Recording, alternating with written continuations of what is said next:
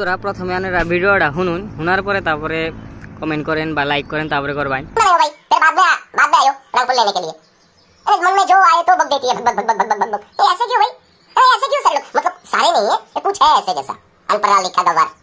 उसको दिमाग पे बत्ती तो नहीं है, आ जाती है फेसबुक पे बक बक बक बक करने के लिए। एक काम करो बेटा, पहले उस तनख्वाह लेकर आपका लेट्रिन बनाइए, फिर आ जाइए रंगपुर लेने के लिए। रंगपुर क्यों, पूरा देश ले लो हमारा। हम तो यहाँ पर किराएदार है, तुम किराएदार है। मेरे को अच्छी तरह से हिंदी भी नहीं आती, नहीं तो हम हमारे बहन पे आ जाते तुम्हारा। গাদায় খান সারে জানা তাই কষ তখন আল বাংলাদেশি একটা আর লেট্রিনে বানানোর কথা যে কষ্টই, লেট্রিন নাই অমুক নাই। আগে নিজের দেশের কথা চিন্তা কর, তোদের দেশের কি অবস্থা।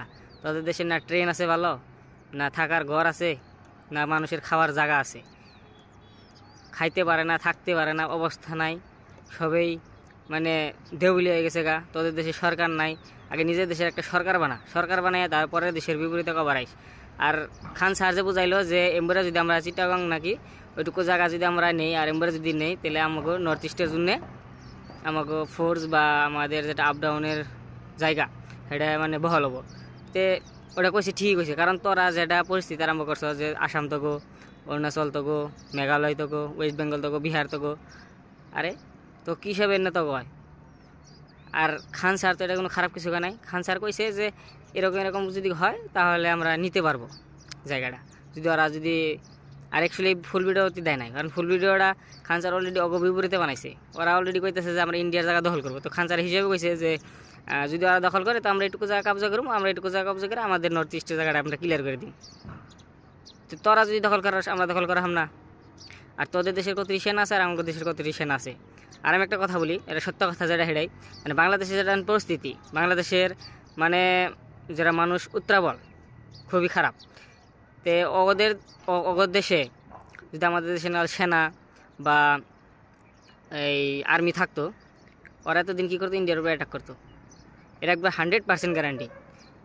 আর ওরা যে পক করে তক্ক করে, যদি ইচ্ছা করি আমরা 10 মিনিটের ভিতরে বাংলাদেশ খাবার দিয়ে আমাদের দেশের ইন্ডিয়ান আর্মিতে। তো তোরা এত পেশাল পারিস না, তোরা চুপচাপ থাক।